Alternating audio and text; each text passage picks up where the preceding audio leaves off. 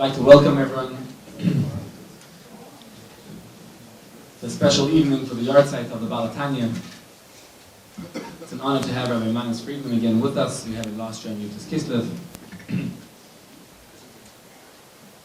Special thank you to our hosts tonight, to Yossi and Sheila Bistritsky, for opening their home to us. Such a beautiful evening.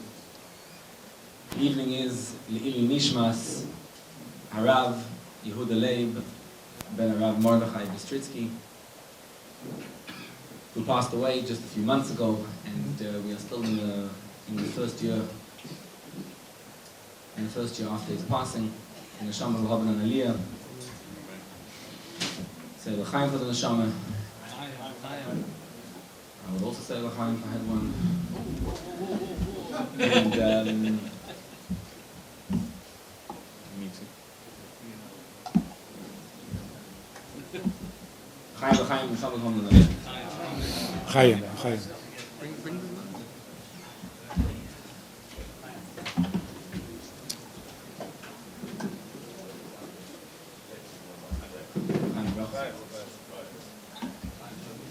At the same time, we'll also dedicate a special Mazel Tov to his Ur Einikul, who was just born yesterday. Racha Noila Ben Chaya. His Ur.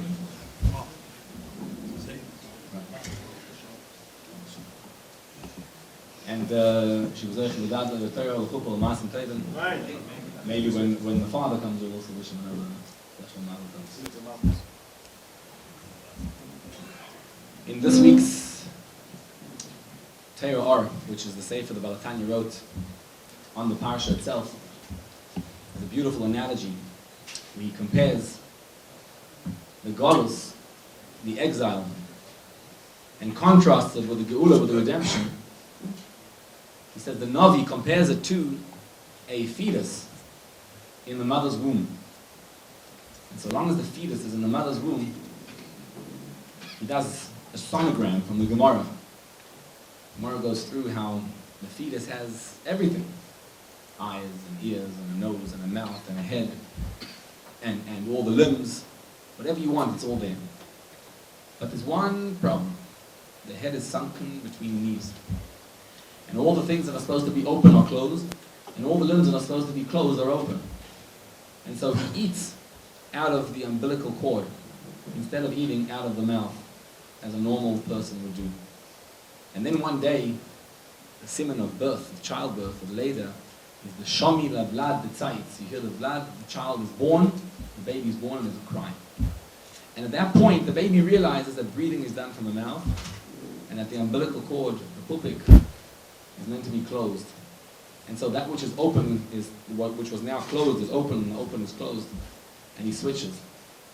He says the analogy is that you could have a Jew performing Torah mitzvahs in Galus, and he thinks he's doing everything right, he has all the limbs, everything's ready, the whole Torah mitzvahs is there with one little issue, that he just doesn't get it. The head is sunken between the knees, which means he's not chapping what is Torah mitzvahs. He's doing it, but he's doing it by rote. He's doing it. He doesn't realize that it's life itself. Life to us means paying the mortgage, paying the bills, being healthy. That's life. But anything else is not life by us. It's just an extra. It's not what we are.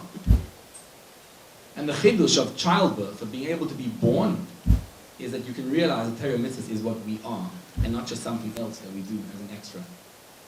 And so he says that is Geula. That is what it is when Torah mitzvahs are performed in Galus, contrasted with Geula. When we get a Geula, we suddenly get it. It's like, got it. It's a chap. So nowadays we look at the world, and the world looks like a yesh, looks like a mitzvah, looks like an entity on its own. We don't realize godliness in the world.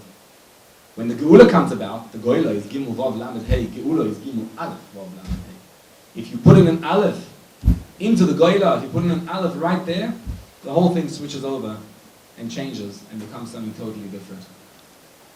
And that is the Chidush of Geula. I would venture to say that the HaTanya's Torah is the Torah leading us up today. The Torah of Hasidus, which he brought about in the Baal Shem Tov and the Magid, is all just that, to enable us to experience a Geula and to enable us to bring about a Geula. And so, on his Yarhzeit, we gather together and we try to appreciate what his Torah is, the Torah that enables us to experience that Geula, to experience that transformation, and to be able to suddenly get it. Aha, I chapped it. Before we begin, I just wanted to say a couple of thank yous, and I hope I don't miss anyone, for arranging tonight. Besides the hosts, I'd like to thank Ari Bistritsky and Mati Bistritsky for helping out, and David Stein, and Sterny Blackman, and Fromi Goldman. Have I missed anyone? And Chanuela. Yashakoyach to everyone should be benched with all the brachas. And when you bring in a house, the home becomes lends itself to being a home. So we wish you all the brachas that in this home, Yishana the Bayis there always called Sasson and called Simcha. Amen.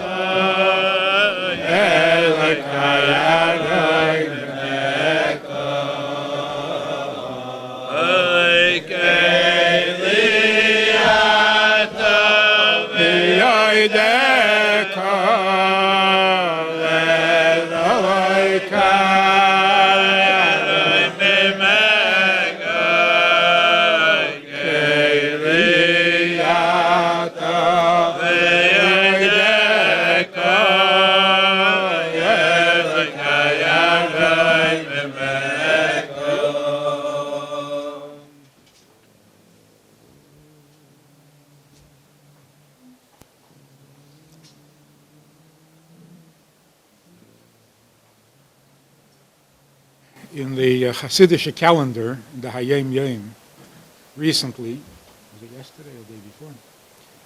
He brings over there a pisgam that just like it's a mitzvah to put on tefillin every day, chiyuv d'oraisa, it's also a chiyuv to think for a half hour every day about the chinuch of children. Today's? The Chafetz Chaim says something similar, but he adds, just like all the mitzvahs d'oraisa are a chiyuv gomur, it's a chiyuv, and perhaps even a greater chiyuv, to think about the chinuch of your children. The question obviously is, how could that be greater? How can it even be equal? Chinuch of children is only chinuch. It's a hachana, hachshoras mitzvah. How can you compare it to a mitzvah? Now you can say chinuch of children is absolutely essential, it's important, it's the next generation, it's our future. What are you comparing it to a chiyuv d'oraisa? How does this work? And to say it's even greater? How could the hachana be greater than the mitzvah? The chiyuv of chinuch of children is to make sure that when your kid grows up, he'll put on tefillin. How can that be more important than tefillin? So again, if you say, no, it's the importance of the next generation. Okay, so say so. What are you comparing it to tefillin for?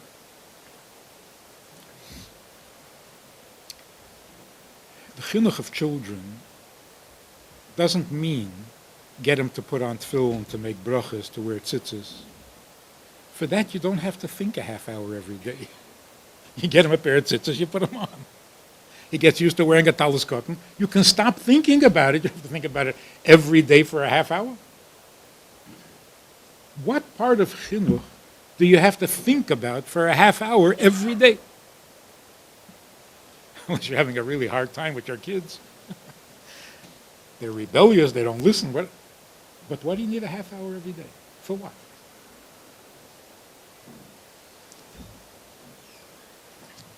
The chinuch, I think what he's talking about there is not the chinuch in mitzvahs.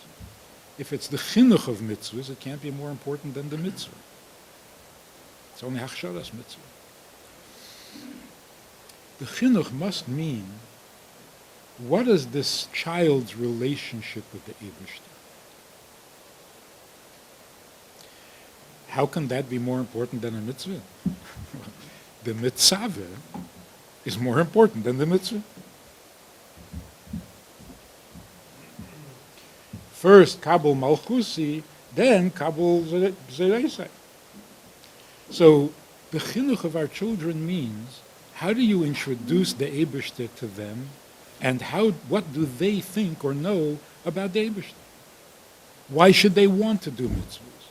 What is the meaning of mitzvahs? So before you buy him a pair of tefillin, there has to be a chinuch. There has to be, the ground has to be prepared.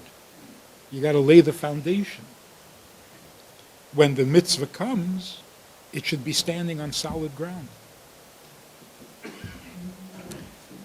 And that's really what it means to go lifnim mishuras hadin. I mean, you can imagine in the early years, in the times of the Alter Rebbe, when Chassidim said that their hashkafa is to go beyond lifnim mishuras hadin. Lifnim mishuras hadin sounds like anarchy. Lifnim mishuras hadin sounds like hefkedus. You're not following the din. Who knows what you're going to end up doing? It sounded dangerous. But what does it mean, lifnim mishuras hadin? Hidur mitzvah. Hidur mitzvah is not lifnim mishuras hadin. Hidur mitzvah is a mitzvah. So what is a hidur mitzvah? If you eat only glatt kosher, it's a hidur mitzvah. You want to make sure it's kosher. It's not a hiddur. You can say it's a chumrah, not a hiddur. Hiddur mitzvah means 2 mezuzahs on your door. You're not allowed.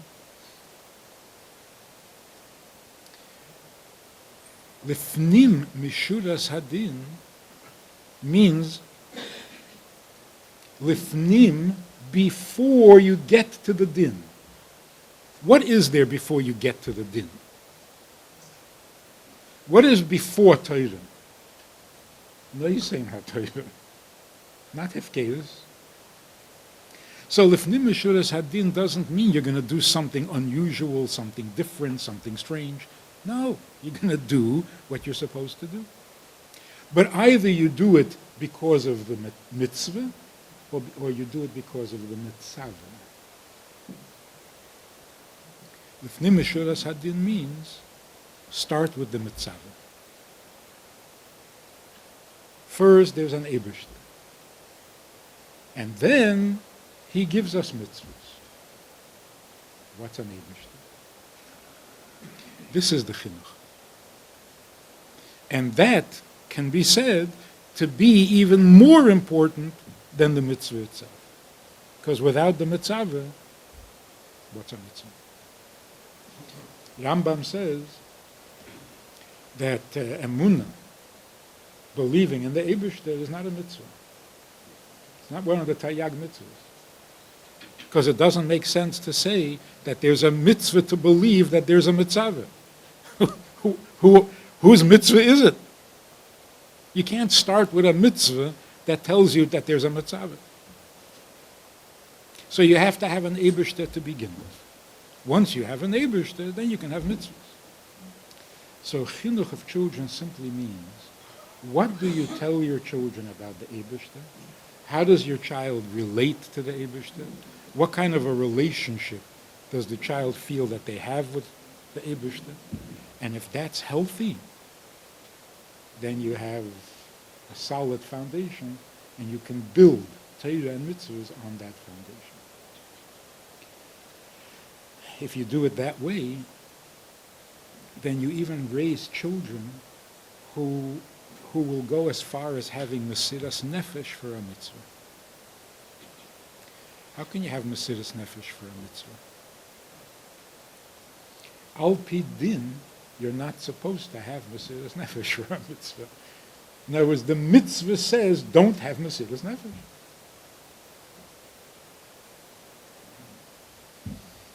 Most mitzvahs is v'chai bohem and yaver v'al yaharik. So why are you having mesiras nefesh for a mitzvah?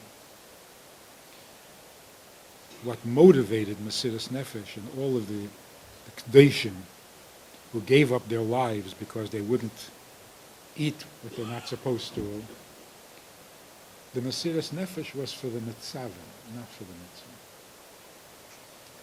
Mitzad ha-mitzvah, they're not supposed to have mesiras nefesh. It's not justified. But in view of the mitzvah, so this is all basic, fundamental, but we need to understand it better.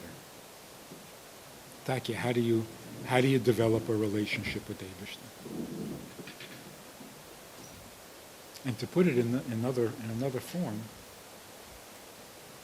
it says in Shulchan Aruch that if you say Kriya Shema and you're mechaven and you understand the words Shema Yisroel, Hashem Elokeinu, Hashem Echad, and you think that the Echad, the Aleph is the Eibishter and the Ches is the Zayin, Raki, and Va'oretz, and the Daled is Daled Ruchos Ha'olam, if you think about that, Miyad Yipil Olav Yiro V'Pachad, and that will lead to Ava. How does this work? How does this work? So when we say Ahavas Hashem, it needs so much pirush, more than anything else. How to put on tefillin, how to make tefillin, as complicated as it is simple compared to what says Ahavas Hashem. What does it mean, Ahavas Hashem? First of all, what is Ahava B'chol? Was meint es? And secondly, How do you have an Ava to an Eibishter?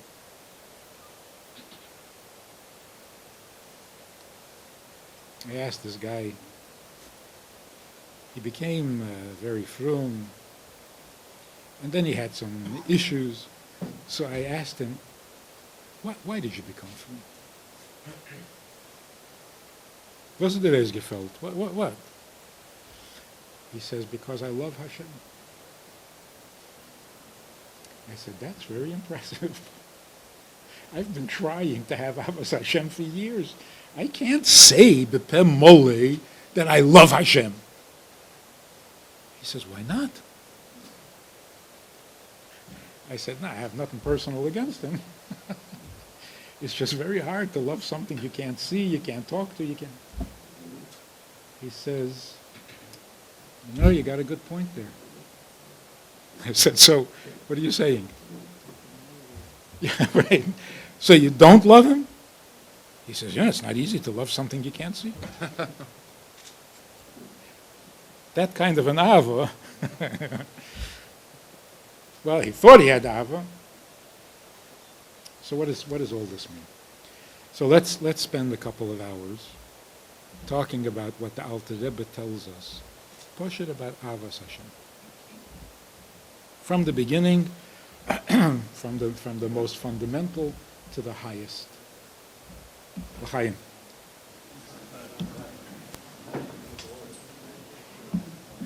Rabbi, I'm very elevated from these few words. I have a chavrusa that comes from Crown Heights to learn special. I have a shir with him. I don't want to be mevatel it. So thank you very much. L'chaim, l'chaim. Leren Gesundheit. Tzlacha Rabba.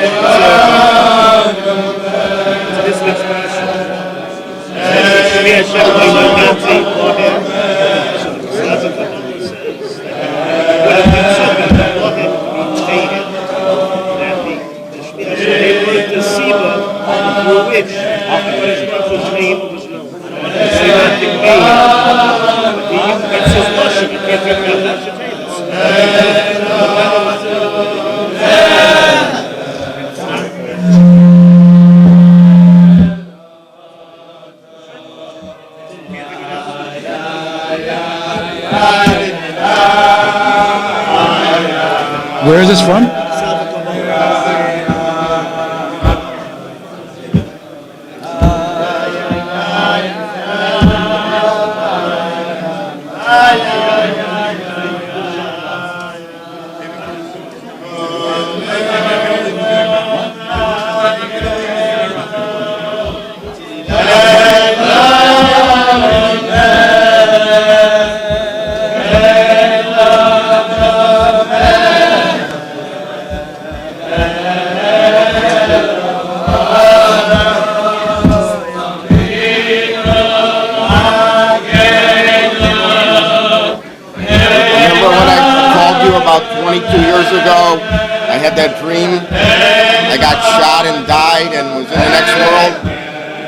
Like 6 weeks after my daughter was born, brain damage, so she died about a year and a half ago at the age of 22, that daughter.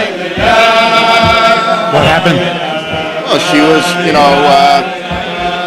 she had a very amazing soul. She would laugh and make people laugh, but she couldn't talk or see. She could hear, she couldn't walk. She was, totally brain damaged. I hadn't slept for weeks. I didn't sleep for almost a year.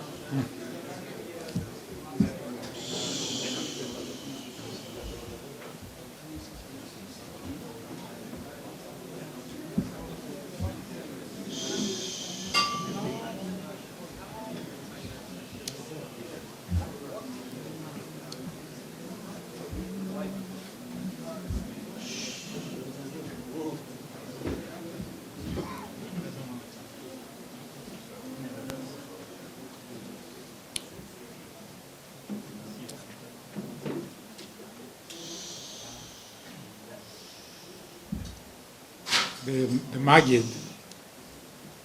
the Mezritcher Maggid, one year, he asked the Alter Rebbe to be the Tekeya for Rosh Hashanah.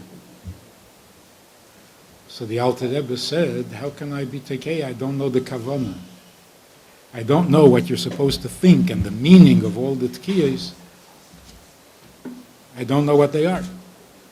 So the Maggid said, we'll set aside some time for a month before Rosh Hashanah, and I'll teach you all the secrets of Tkiyah Shofar.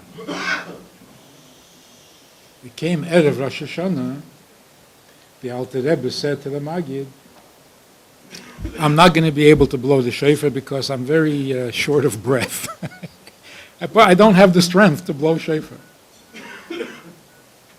So the Maggid said,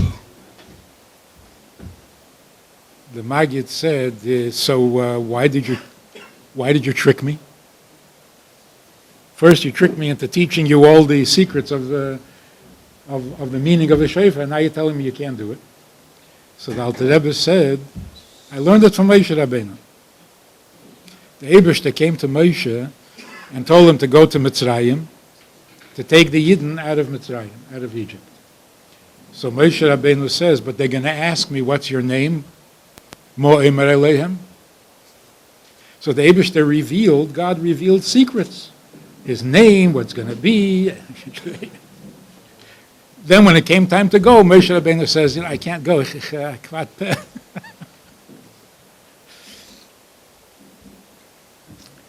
So everything, what goes around comes around. So the Alter Rebbe called in a young man, and he said to him, you have a mitzvah to support your family. You have to feed your family. I have a mitzvah to teach my son Aleph Beis. Let's switch. I'll give you money to support your family, to feed your family, and you teach my son Aleph Beis. The Melamed said, but what is an Aleph? The Alter Rebbe thought about it, which means it wasn't going to be a simple answer. And he said, an Aleph is a Yud von oven, a Yud on the top, and a Yud von unten, a Yud on the bottom, and a line that connects them. The Yud above, that's the Eibishter, God's name. The Yid on the bottom is a Jew, and the line of Torah and mitzvahs that connects them. Ados is an Aleph. Now, this Melamed took advantage. You want me to teach Aleph Beis? I think I see an opportunity here to get up a secret out, some new information for the occasion. And that's when the meaning of the Aleph was revealed. Moshe Rabbeinu asks, the people will want to know what your name is. What should I tell them? What is Moshe Rabbeinu doing? He sees an opportunity. What are the people going to ask, and what did he want to answer? Because the wording is a little bit mysterious. They're going to ask Mashmoi, Mo Eimar Aleichem, what should I tell them? What do you mean, what is your name, is the question. They're going to ask me for your name, what's your name? But it says, no, they're going to ask me for your name, what should I tell them?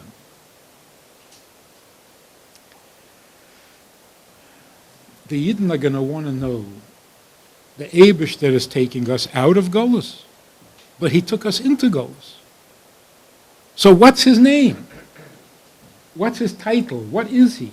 Is he an Eibishter that puts us into Golus, or is he an Eibishter that takes us out of Golus?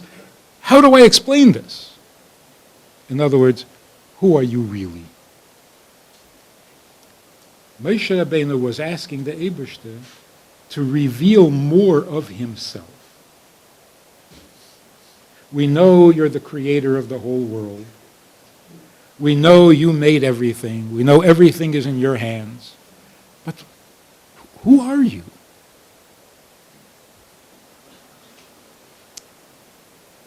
And the Eibishter was Megala. Later on, after they made the golden calf, Moshe Rabbeinu does the same thing. The Eibishter says, God says, Solachti. And Moshe Rabbeinu says, Hareini noes kvedecha. I want to see you. What did he want? When Hashem said, I forgive them, Moshe Rabbeinu saw an opportunity to get more. So he said, show me how much forgiveness do you have? You're forgiving us now, but this is the first time. What happens if we do it again? Do you have more forgiveness? How much tolerance do you have for Avedas? Show me. Let me know you. And that basically is the quest of Yedias Hashem. Rambam says it's the Yesod HaYesodis, Amud HaChochma, getting to know the Eibishter. And every opportunity to know him a little better. That's a relationship with an Eibishter. What is the first thing we tell a child about the Eibishter? That he created everything. We tell him the whole story of Bereshis. The Eibishter created the trees, and the Eibishter created the animals, and the Eibishter created people.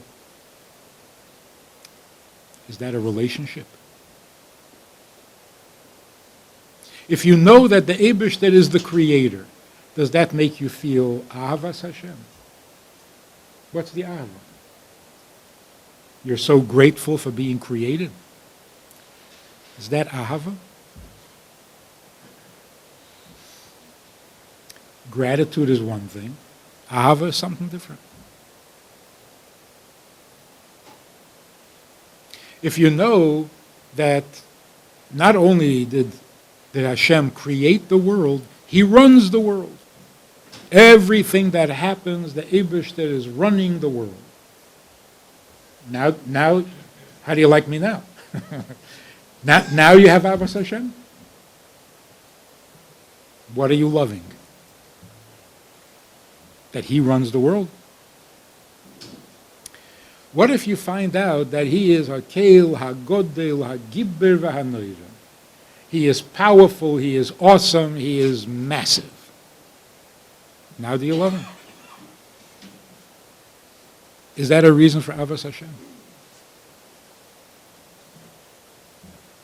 What if you tell a child that Ein Oid Milvadei?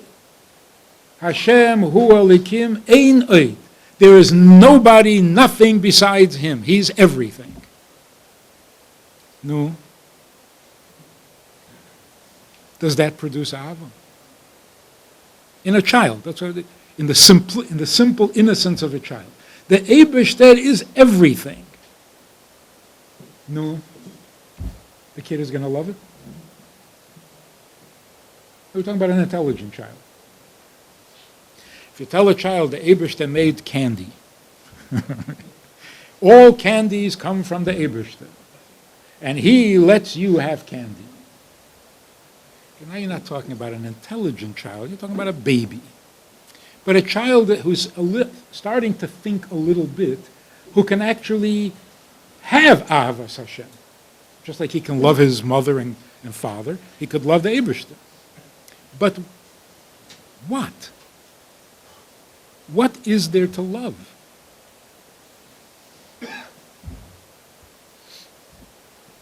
So let's begin with this hanacha, with this klal. There is something greater and deeper than what we generally call ahava. Ahava means an attraction. Love is an attraction. You see something that appeals to you, you want more. That's conventional love. There's something much deeper than that. And that is what we call mine. You're mine. You can love your child because the child is smart and the child is good and the child is cute and the child is a chacham. Or you simply feel, this is mine. This is my child. You could call that ahava. In fact, you could call that unconditional love. A parent loves a child unconditionally. Why? You're mine. You're my child. Or like Avram Fried says, Ben kach u ben kach bonayim. What does it mean, ben kach u ben kach? Whether they're good or not so good, bonayim. So what does that mean? That I love them unconditionally. You got to be a little careful here. Bonayim, not ani oihevaisam. On the contrary, bein kach u bein kach means whether I love them or I don't love them, bonayim. Even when I don't love them, they're mine. And that is stronger than the love or lack of love. So in simple English, when you say unconditional love, is there really such a thing? Can love be unconditional? It can't. Love means an attraction. Whether I'm attracted to you or not, I will love you. That's nonsense. Whether you're lovable or not, I will love you. That's nonsense. You're not going to love someone when they're not lovable. In other words, ahava has certain conditions. There are lovable people, there are not lovable people. In Tanya, in Perek Lamed Beis, the Alter Rebbe says, you have a mitzvah to love every Jew. Well, there's some Jews you have a mitzvah to hate. Which is not surprising, because love can't be unconditional. If a person is behaving in a hateful way, you have to hate him. If you love a person, no matter what a man says to his wife, I will love you no matter what. It's not true. And if it is true, if somebody says, I will love you no matter what. No matter what? No matter what I am, you will love me? No matter what I am? Then it's not about me. If you love me no matter what I am, then it's not about me. I'm working with a non-Jew on a documentary about Yetzias Mitzrayim.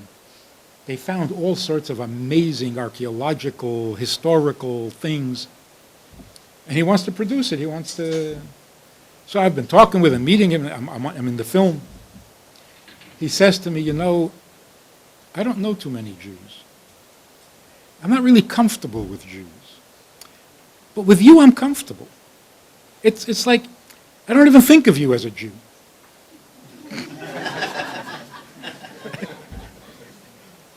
You're my best friend. If you like me because you don't think of me as a Jew, I don't know who you like. Because it's not me. If I like you no matter what, it means I don't care about you. I just like. If I love you no matter what you do, then it's not about you. So just off the topic for a moment, when you tell a child, I will love you no matter what, deep down inside, the child is offended. I will love you. A child comes home ashamed and terrified because he did something terrible, and he's sure you're going to be angry. And you say, no, no, no, I love you. It's not good.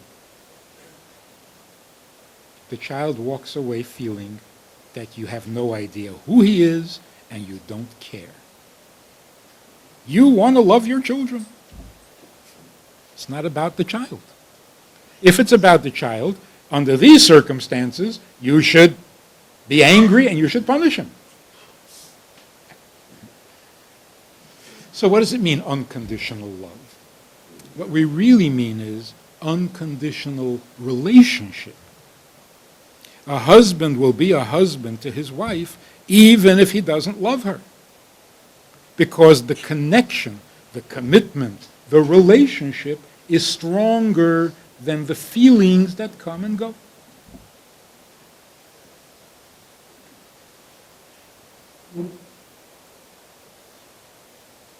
So, what exactly is Ahava? And what exactly is this feeling of mine? Take a look in the Torah. It's really, I don't know how it happened, but we've overlooked it, we've missed it, we didn't hear it. And once you realize, it's so glaring. It's so...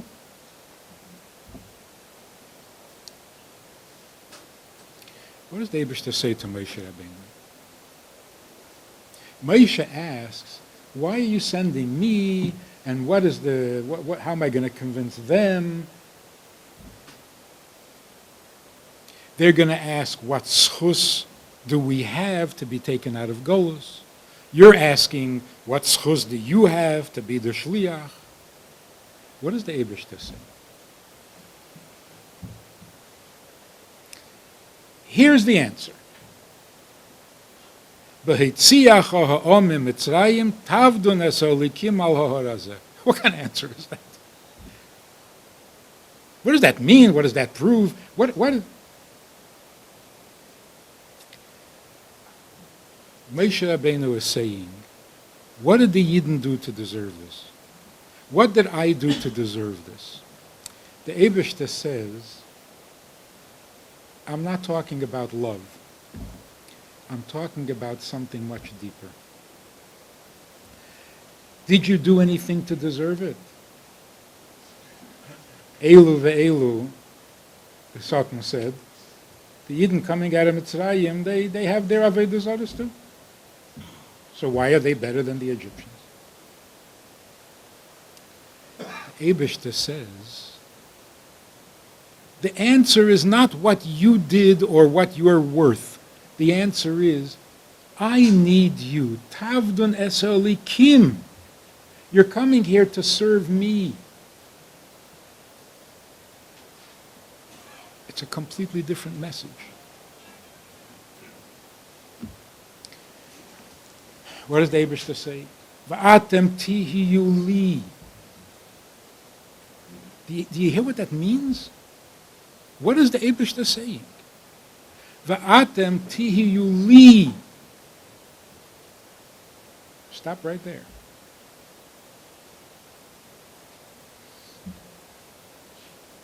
You know, the Maggid said once, out of Rosh Hashanah, Erev Kippur, where the Lashon HaPosuk, V'shaftem ad Hashem Elokeichem. So the Maggid said, V'shaftem, you should do tshuva, until ad Hashem, Yud Kei Vav Kei, becomes Elokeichem. Elokeichem means Keichachem v'Chayesechem, right? So there's the famous story that Michal Zlotchever said. That's too, for me, I have to break it down into 5 simple steps. Each letter of the word Chuva was another step. But what does this mean? You should do Chuva until the Eibishter becomes your Eibishter. What does it mean? What does it mean?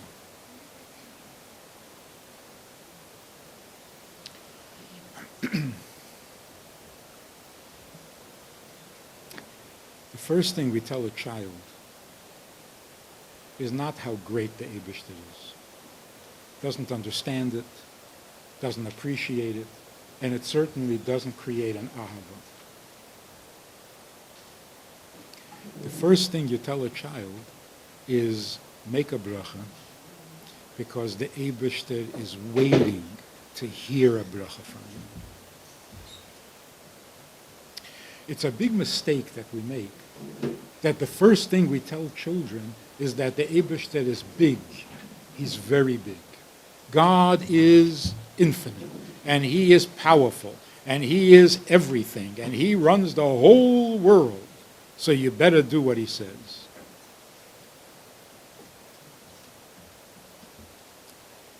That's not how you talk to a child. It's not how big the Eibishter is. It's not how far He is. The Eibishter is in heaven. He's Lamaila. Not a good message. The message is the Eibishter wants you to serve Him. I need you. That's what kind of an Eibishter I am. So what do you say to a child? Do a mitzvah, make a bracha, because the Eibishter is waiting. He created everything so that you can do a mitzvah, and now He's waiting. He needs to hear your bracha. Can a child love that?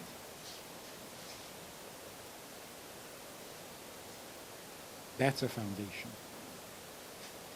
Gam ki yaskin lo yosor mimenu. That's a foundation, that's a principle that you don't outgrow. This is not a childish thing that you eventually outgrow. On the contrary, it gets deeper, it gets higher.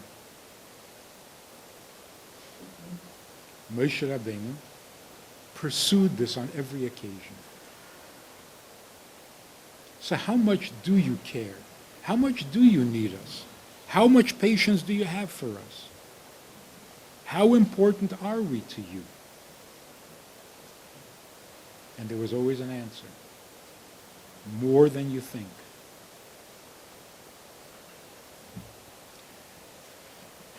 Hasidus came along and said, it's time that this relationship got really serious. We still have this opinion that the Eibishter doesn't need anything. He sits in judgment over you. If you behave yourself, you get a reward. You go to Gan Eden. If you don't behave yourself, you don't go to Gan Eden. That's it.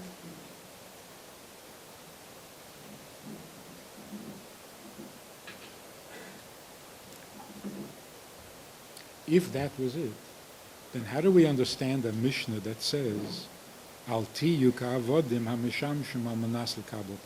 Don't serve the Eibishter for the reward that's in it. If that's all there is, then how can you not? You're supposed to do a mitzvah without thinking what's in it for you. So what should you be thinking? What does it mean to do something l'shma? What does that mean? Not for the reward, not for the kavod, not for ilam habo. Then for what? Then for what? So if the Eibishter doesn't need the mitzvah, you need the mitzvah, what are you left with? Something nobody needs? So the mitzvah is something nobody needs? The only way it can make sense to do a mitzvah without thought of a reward is because the Eibishter is rewarded by it. He gets what he wants. Nachas ruach lefanai she'amarti v'nasa ritzaini. If this doesn't give him pleasure, the mitzvah, and you're not doing it for your pleasure, What are you left with?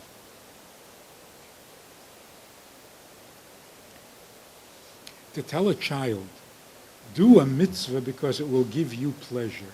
It'll bring you schar. Do you see how dangerous this is? The kid grows up and he says, guess what? It doesn't give me pleasure. I don't see the schar. So you tell him the schar will be in Elam Haba. Not convincing. That's a faulty foundation. When you lay the foundation, a mitzvah means something precious to the Eibishter. And he wants you to do it for him. Then it makes sense. You're getting a schar, you're not getting a schar, you enjoy it, you don't enjoy it.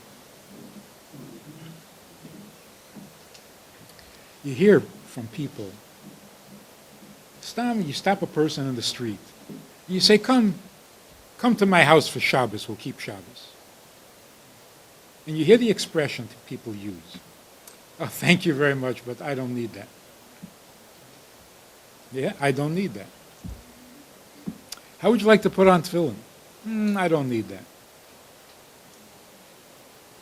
I actually was speaking to a group of very, very frum Yidden who wouldn't let me speak in English. It's too assimilated.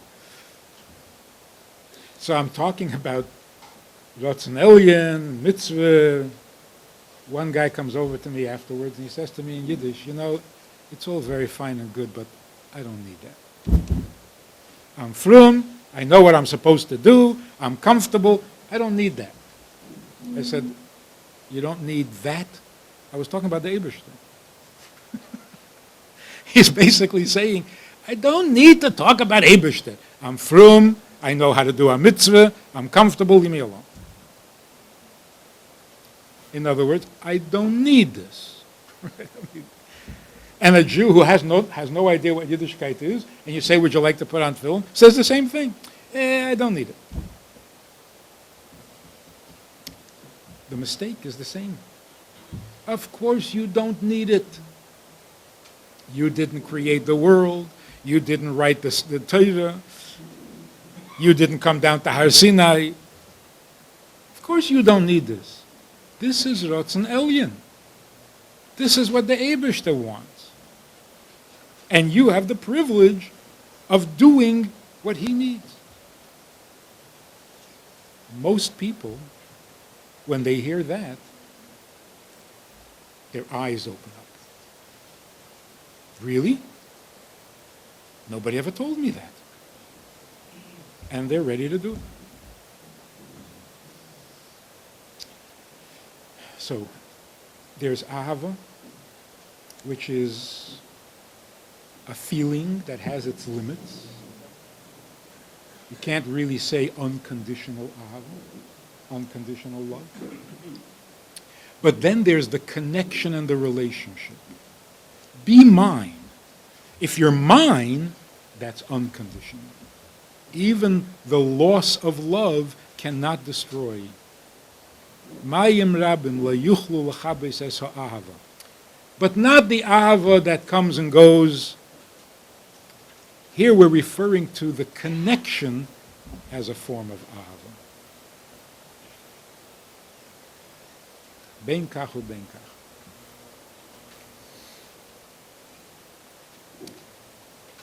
If we could get this understood and clear, if we could explain this to our children, to ourselves, to the world, it would change everything. L'chaim.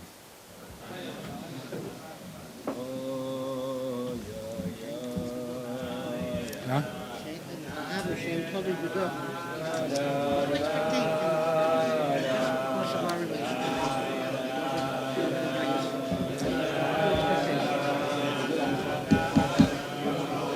So Taki, what does it say about David and Yonasan?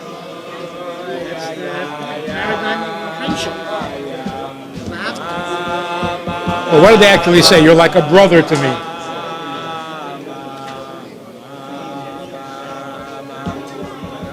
stronger than the Av of a man to a woman. In other words, not romantic Av.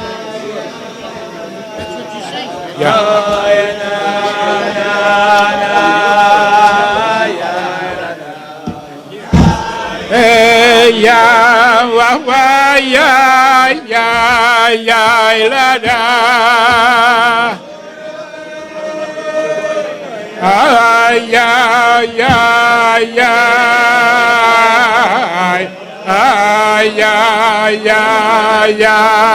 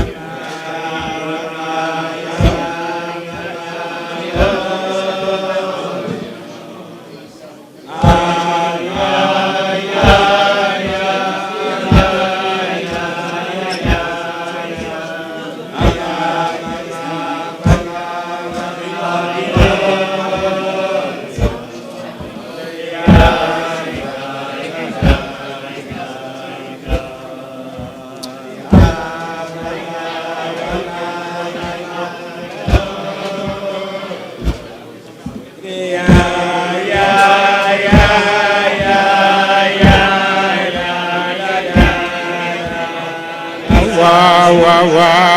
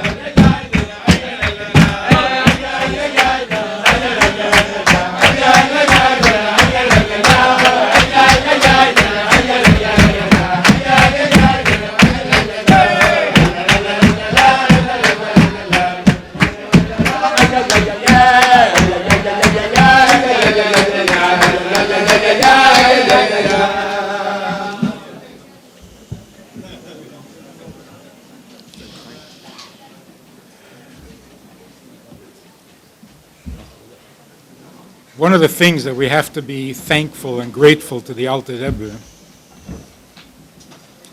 like the expression, if that was the only thing, dayenu, right? The Alter Rebbe says an interesting thing, revolutionary. When you do an Aveda, when you commit a sin, you need to be forgiven. That's called slicha. Chuva has nothing to do with sins. Because after you're forgiven for your sin, then you do tshuva. What does tshuva mean? Simply, literally, the word tshuva means to return. To return to what? To return to what? You did an Aveda, now you want to return to the self that you were before you did the Aveda? Why would you want to do that? The self you were before you did the Aveda is the one who did the Aveda. So what do you want to go back to that for? So the Alter Rebbe says like this. I'm paraphrasing. The Alter Rebbe basically says, don't regret your sins. Just stop doing it.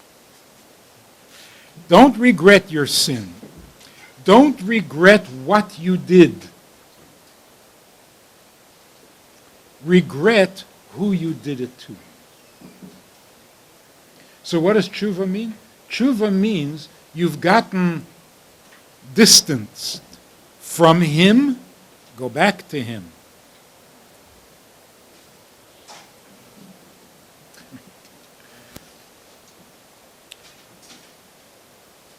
If you can imagine Bernie Madoff, I'm sure is doing tshuva. I'm sure he's doing tshuva.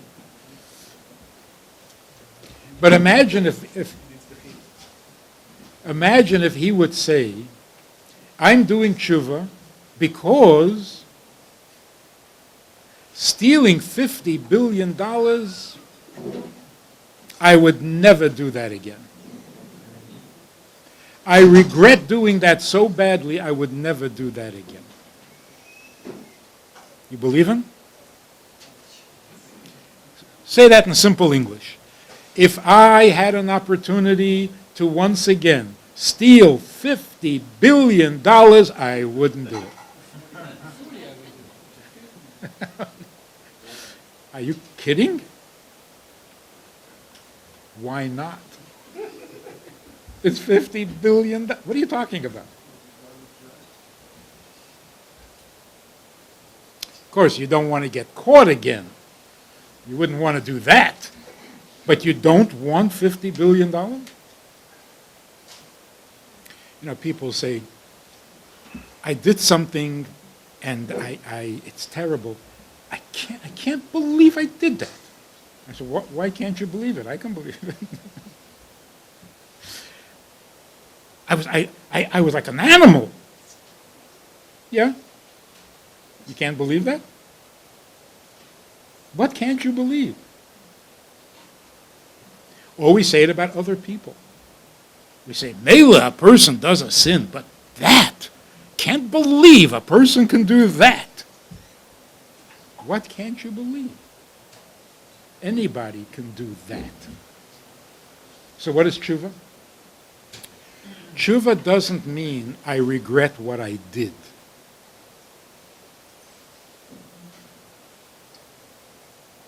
Tshuva means I regret who I did it to.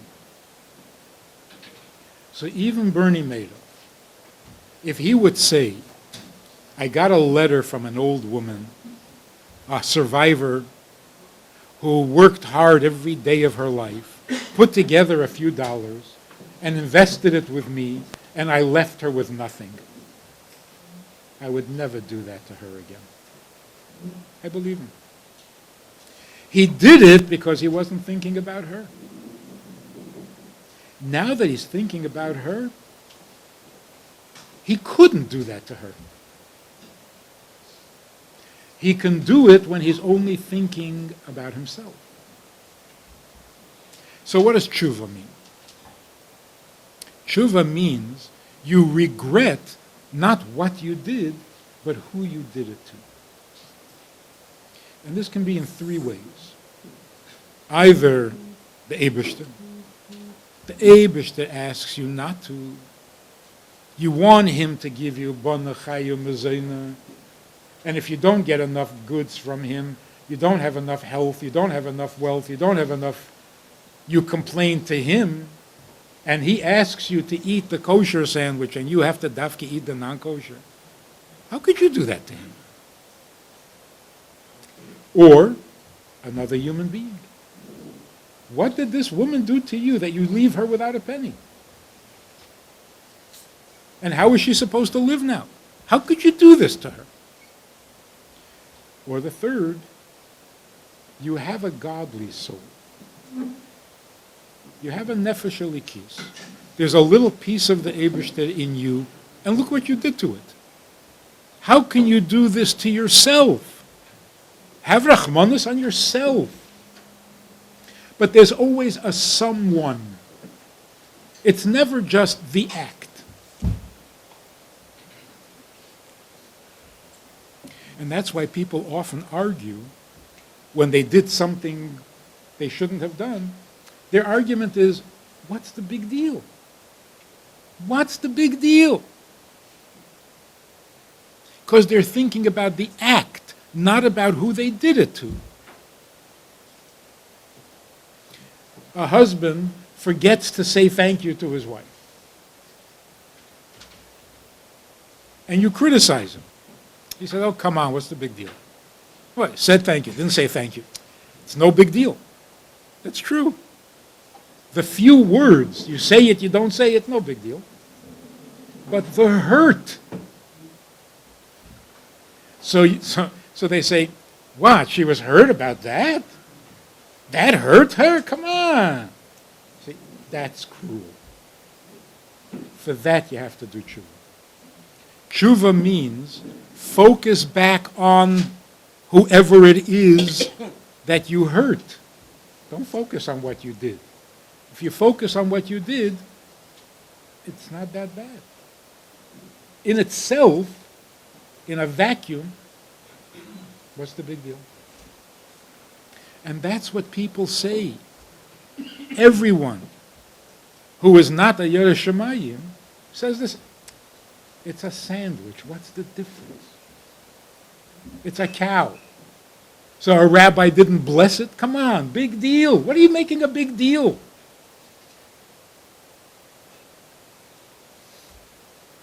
Not allowed to carry on Shabbos. Okay, I understand you're not allowed to carry a piano. But a key? A handkerchief? What's the big deal? And they're right. They're right. It's a handkerchief. How can you feel immoral because you carried a handkerchief? What's immoral about a handkerchief? Not the handkerchief. What's immoral is to hurt somebody who needs you to be a certain way. So it's always the who, not the what. The Alter Rebbe came out of his room and he walked in just as his wife, the Rebbetzin, was saying to her friends, mine says, obviously they were discussing their husbands. The Alter Rebbe walked in just as his Rebbetzin was quoting him. But she said, mine, okay, that's your husband. Now mine says, and that word struck the Alter Rebbe very, very deeply. And when you think about it, it is such a powerful word. How does one person become mine to another person? It is so much more powerful than love. Love means me. I feel. You can love someone, and that person doesn't even know that you love them. Why? Because love is your feeling. It's your experience. It's what's happening in you. It's nobody else's business. But mine is a connection that is awesome. That one person can love another person is not supernatural. It's normal. You see something you like, you want it. You can love chocolate. You can certainly love a person who has chocolate. If they give you chocolate. But to become mine is almost superhuman. It's not natural. Two people are two people. They can love each other, they can hate each other. But it's two people. Becoming mine means we've merged. That violates the laws of nature.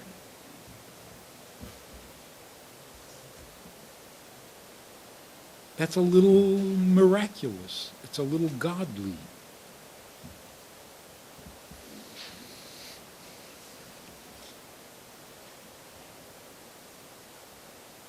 Now if you look in Teves, every other sentence, the Eibishter is asking us not to love him. That's one mitzvah out of 613. The Eibishter is asking us to be his. Shuva Elai. That's such powerful words.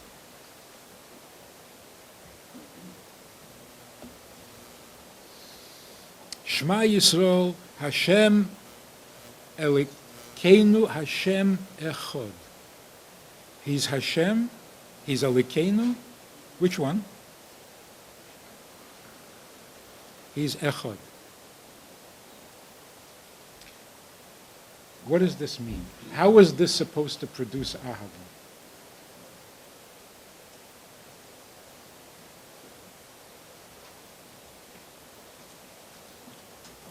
If we had a little bit of a neshama, if we had a little bit of edelkeit, I got to tell you, the whole Tanya was written in response to people who would come to the Alter Rebbe from great distances. For what? For what? They were frum people. They were maminim. They were believing. They were frum. What did they need from the Alter Rebbe? And the Alter Rebbe wrote the answers to those questions and made a sefer out of it, and that became the Tanya. What were the people looking for? They were frum. What was their problem? They felt it's too much about me. It's too much about me. It has to be Avodas Hashem. Ivdu es Hashem. I'm doing it, but it's too much about me. Something's wrong.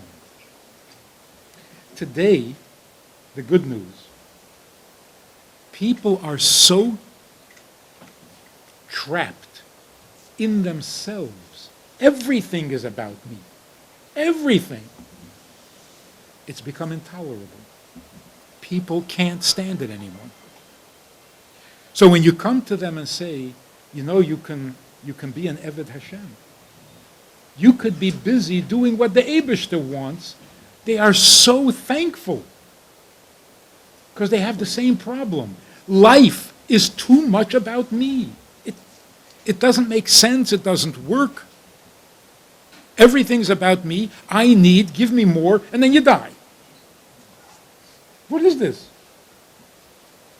It's not making sense. Too much me. So it's the same issue that the Alter Rebbe was dealing with back then. Rabbim, Shayalim, V'dershim. People are demanding, asking, give me something that will get me away from me, because it's too much about me. Now listen, if you have a little bit of Edelkeit, how do you translate and how do you understand the first words that the Eibishter said to us as a group? Anochi Hashem Elokecha. Say that in English. I am God, your God. Wrong. It doesn't mean anything. What does it mean? I am God, your God. What does that mean? Say, I'm God, or say, I'm your God. What do you say? I'm God, your God. What is that, poetry?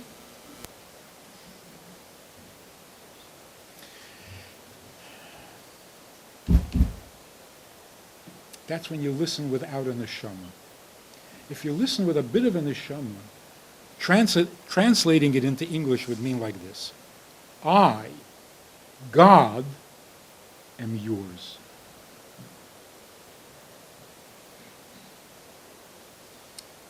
I'm God, which means I created the world, but I am yours. And what's the proof? Asher heitzesicha me'eretz Mitzrayim. I took you out of Mitzrayim. You weren't looking for me. I was looking for you. I am yours. That is much more powerful than saying Ahavti Eschem.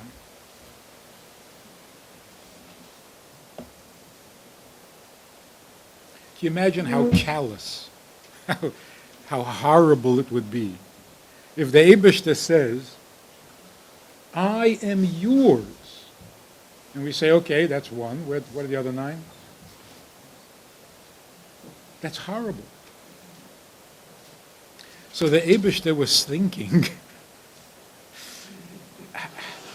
how do I say this convincingly? I say I'm yours, they don't get it. I say I'm yours, and they say, we are yours. Ki onu amecha, v'ata elokeinu.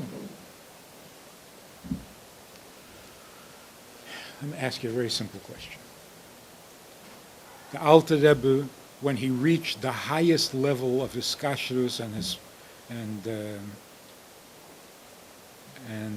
pilus in davening, what did he say? He said, I don't want heaven. I don't want the lower Gan Eden. I don't want the higher Gan Eden. I just want you. Was meint das? What does that mean?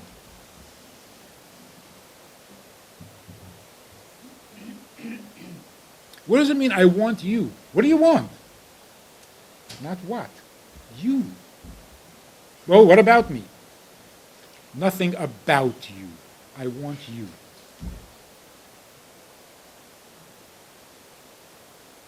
This is like one of the secrets of Kabbalah that is no longer a secret. It says in Kabbalah that the Eibishter created the world in 6 days. Why 6 days? Not b'sheishes, but sheishes yomim osa Hashem. Each day is a midah. The first day is chesed, the second day is gvura, and so on. This is a little mysterious. On the first day, the Eibishter created chesed, which is ahava.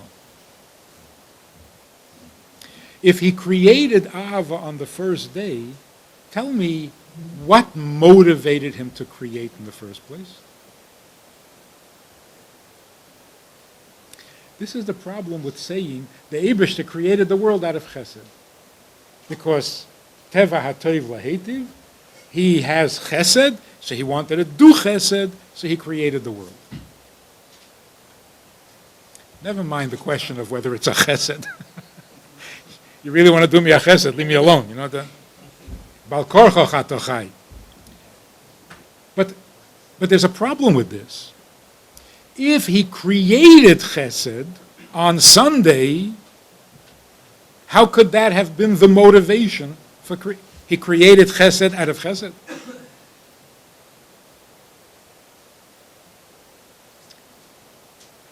The Eibishter is telling you are mine.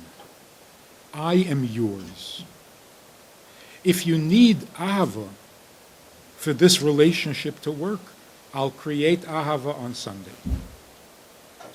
You need gvura for this relationship to work, I'll create gvura. You need rachamim, I'll create rachamim.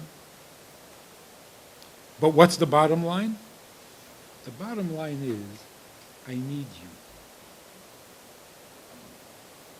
The Alter Rebbe said, when he reached the highest level of tefillah, climbed the ladder, that's the Reisha Magia Shemaima, he reached the highest level, he said, what? There's nothing here. I don't want Gan Eden, I want him. Why did he say that? Because he was in Gan Eden. The highest level of tefillah, the highest level of hiskashrus and tefillah is Gan Eden. He came to Gan Eden and he said, that's not what I'm looking for. I'm looking for the Eibishter. So the question is, if you're looking for the Eibishter, where do you think you're going to find him? Right? You came to the right address. If you go to Gan Eden Elyon, you'll find the Eibishter. He came to Gan Eden Elyon, and the Eibishter wasn't there.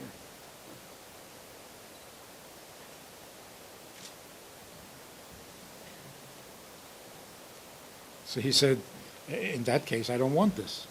I only came looking for you. You're not here, then I don't need this. Where is the Eibishter? The Eibishter is devoted to Yidden. Just like the Malachim say, Aye Mekeim Kavodai, and the answer is, on earth, Kavodai Molei Olam, because he is not looking for our Gan Eden, he just wants us.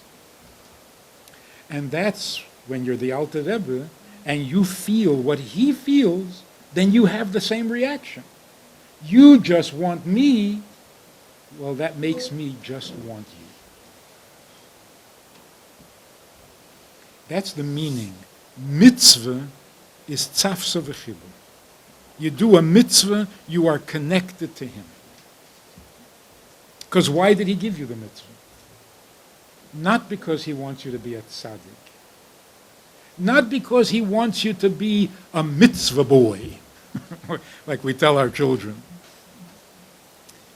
He wants you. But he wants every part of you. So with this mitzvah, you give him your kavanah. With this mitzvah, you give him your ava. With this mitzvah, you give him your yira. With this mitzvah, you give him your arms, your legs, your head. Every mitzvah is a gift of yourself to him. And how does that work? Because that's what he's doing for us. He just wants us to be his. That's why you can do a mitzvah without a thought of a reward. You don't need a reward. You're doing it because you're his. Now you ask a 4-year-old, do you love your mommy? Unless he's been trained to say yes, and we all train our children to say that, unless he's been trained, you ask a 4-year-old, you love your mommy?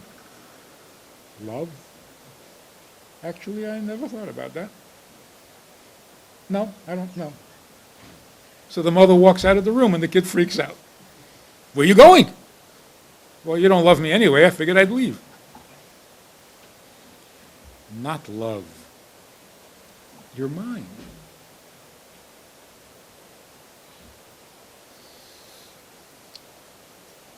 We're now in a stage in history where we can actually see how easily the world could become what it's supposed to be, Mashiachdik. It's so easy to see it. Let me give you a practical. There's a crisis in psychology, in the world of psychology. There's a crisis because we've basically came to a dead end. I mean, it's overly simplified, but it's true. In psychology, the assumption is that if a person is not happy, and most people are not happy, the reason we're not happy is because we have needs that are unfulfilled. So why don't you just go ahead and fulfill your need? The answer is you are not even conscious of what your need is. It's subconscious. So psychology can dig out, whether it's psychotherapy or whatever it is, there are different methods in which we can dig out this deep need that you have so that you can be conscious of it, fulfill it, and then you'll be a mensch.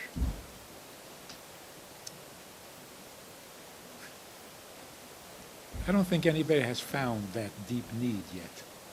We're still looking. And when we don't find it, we just say, oh, it's deeper. You've got to dig deeper. If you could dig deeper and deeper, go into your past life, they're getting desperate already. What does the Torah say? The Torah says, if you really dig deep to find the inner core of a human being, you're not going to find a need. Needs are only on the surface. If you really go deep, what you're going to discover is that you don't need anything. That's the secret. Deep down inside, you don't need anything. Where does it say that in Torah? Bal korchoch ato noilad, bal korchoch ato chai. You need to live. It's against your need, it's against your will. This is bal korchoch. If you dig deep down inside, you will find out that you don't need anything. Wait a minute. I don't need to eat? How live I? I don't need to sleep. I don't need money. I don't need a house. I don't need friends. Misusa? Not true. Give me a friend or give me death? That's not true. The answer is, you have dozens of needs which you don't need. You are burdened with a bunch of needs that you don't need. Because if you weren't born, you would have none of these needs and you would be perfectly happy. Psychology cannot admit to this. Why?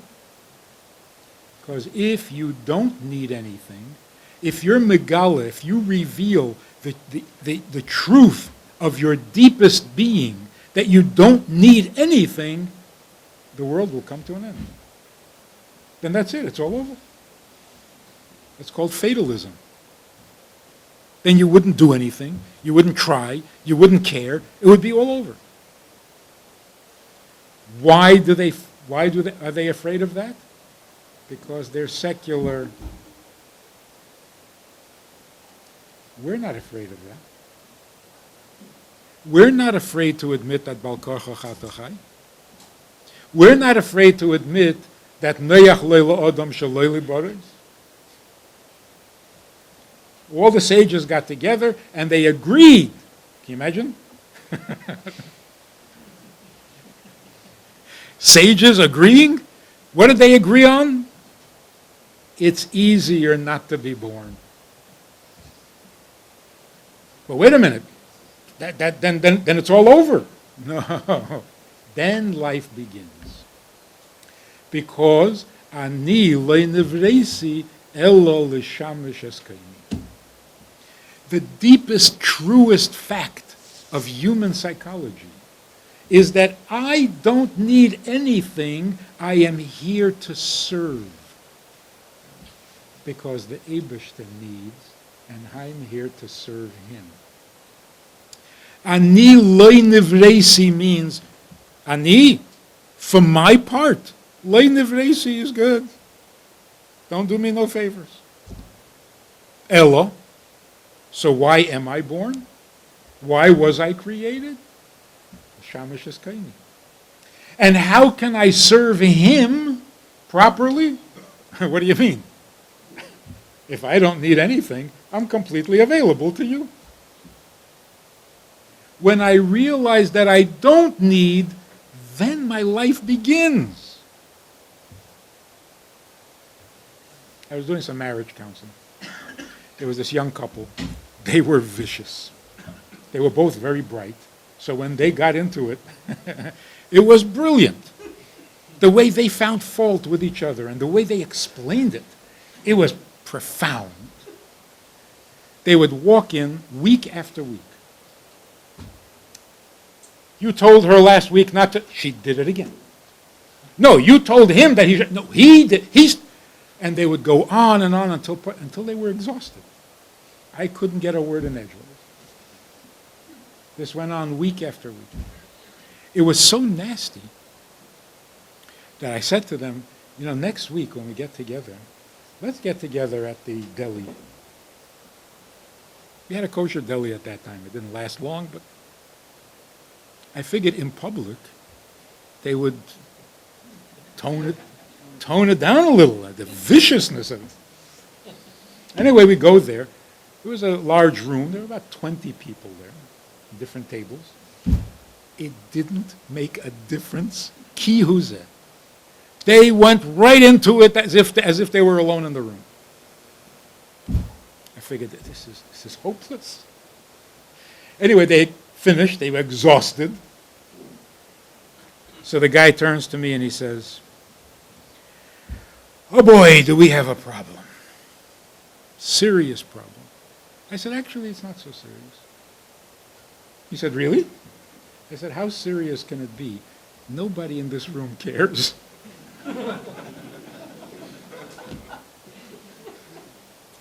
Your own mother, you told me your mother doesn't want to hear about it anymore. Your own mother doesn't care. I don't care. You know, you're the only ones who care about this. Why do you spend so much time on it? It's not a popular issue. Nobody cares. They were quiet for a moment. And then the wife says to me, "So how are you?" First time in months.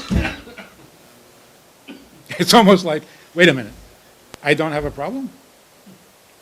Really? Then what's left? If I'm not busy with my problem, then what do you do? Oh, you. Okay, how are you? See what happens? When we realize that we don't need anything, then Ivdu es Hashem is a simcha. It's a pleasure. Hey, I'm not busy. Tell me what you need, I'll do it. In other words, the Eibishter's Rotzen is more real than anything in the physical world. And who's understanding this? Everybody. One of these days, the psychologists, the world of psychology, is going to have to admit that that's the truth, because we're not finding some deep, dark, mysterious need that makes everybody crazy. There isn't. True psychology is only what Torah says. And the secular psychologists are discovering this. Emes me'eretz titzmach. You don't need to be told min hashamayim. The emes is starting to be apparent and obvious to earthlings, to earthy earthlings, not to spiritual earthlings.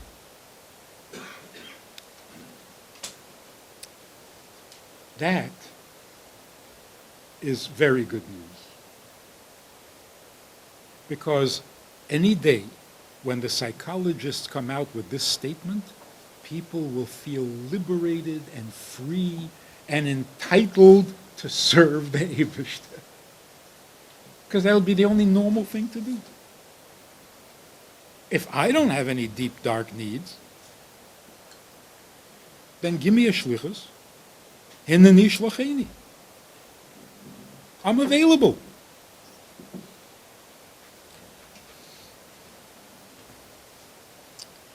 Alter Rebbe lays this out in Tanya so carefully, so thoroughly, so clearly. It's life-saving. It's life-saving. I was in Eretz Yisrael.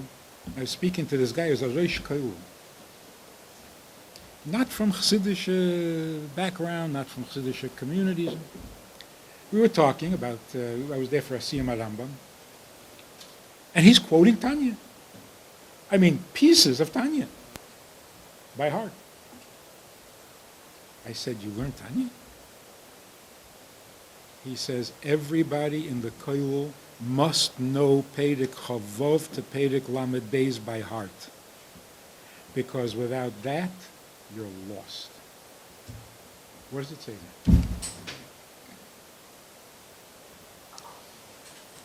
What it says from Perek Chavov until Perek Lamed Beis, what it says is, if you don't know yourself, how can you serve the Eibishter? And if you do know yourself, wouldn't that discourage you from serving the Eibishter? If you think you're a tzaddik and you're not serving the Eibishter. If you know you're not a tzaddik, then who are you to serve the Eibishter? How can you approach Yiddishkeit without resolving this? People are trying to be good. They're trying to be frum. And they're torturing themselves. It doesn't feel right, it doesn't feel natural, it doesn't make sense, it doesn't... Because if you don't put the Eibishter first, if the question is, who am I? And that's the beginning and the end of the subject. Ivdu es Hashem doesn't fit. So here's what the Eibishter tells Moshe Rabbeinu. The Yidden are in Mitzrayim. Ervas ha'oretz. And they're in the Mem Tes Shari Tuma. The only thing they have left is they still have their Jewish names. And I'm going to come and convince them that great miracles are going to happen and they're going to be taken out of Mitzrayim. How could they possibly believe that? They know themselves. That's what Moshe Rabbeinu was asking. Mo Eimar Aleim. What am I going to tell them? How could they possibly believe that they are worthy of coming out of Mitzrayim? What does the Eibishter say?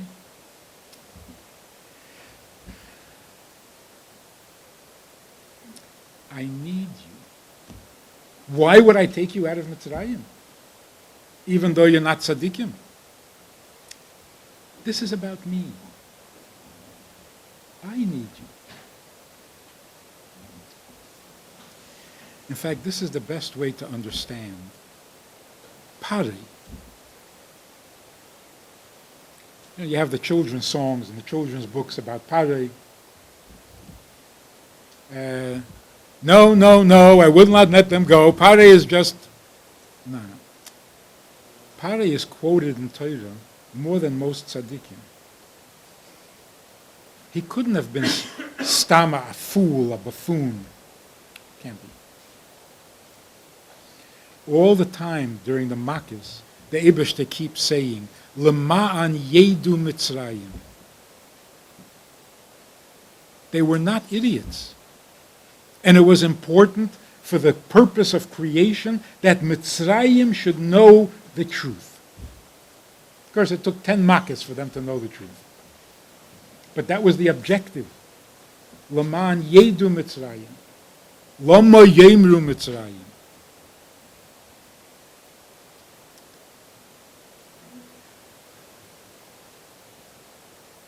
Pari said, you want to go out into the midbar? Be a mensch. Stop it. You're going to go out into the midbar looking for an Eibishter, trying to start a religion. You're going to kill each other. We know how this works. You're going to go out into the desert and you start a compound, you'll be drinking Kool-Aid. This is not a derech. Here, we're building. We're making progress. We're the best doctors. We're the best architects. What are you going to go out in the desert, become nomads, useless human beings? What's with you? That makes sense because this taina we keep having in every generation. What's going to be? You're going to sit in yeshiva? How are you going to make a living?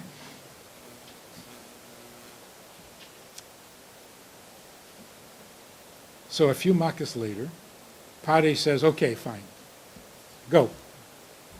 He meant, take a minyan and go. Moshe Rabbeinu says, no, bezkeinu, b'nareinu, bezkeineinu. He said, oh, you're crazier than I thought. No. Too dangerous. A few makkos later, Pari said, okay, fine. You have to take all the sheep plus mine? No, this is starting to sound really weird. I can't let you do this. It's irresponsible. All of a sudden, Pari wakes up, and vayihi b'shalach Pari. He didn't let us go. He sent us. What happened all of a sudden? What happened is, he realized that he had made a mistake. Yidden were not going into the midbar to look for the Eibishter. The Eibishter is waiting for the Yidden. He said, what? Why didn't you say so? Moshe said, I was saying so. You weren't listening. If the Eibishter is looking for you, then you have to go. B'shalach parei. He said, go, the Eibishter is looking for you. He had never heard of an Eibishter that looks for you. He thought an Eibishter doesn't really care what happens to you. Unless you do an Aveda, then he gets really upset. All he ever does is punish. Otherwise, he couldn't care less. That was his image.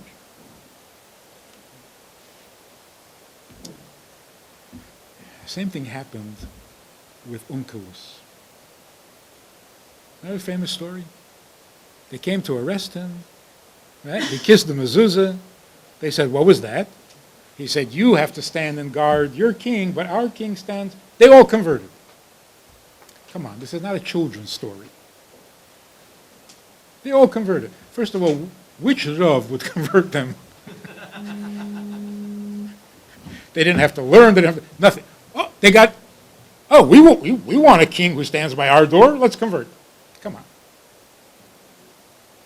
And then a second troop came and he kissed the mezuzah, they all converted.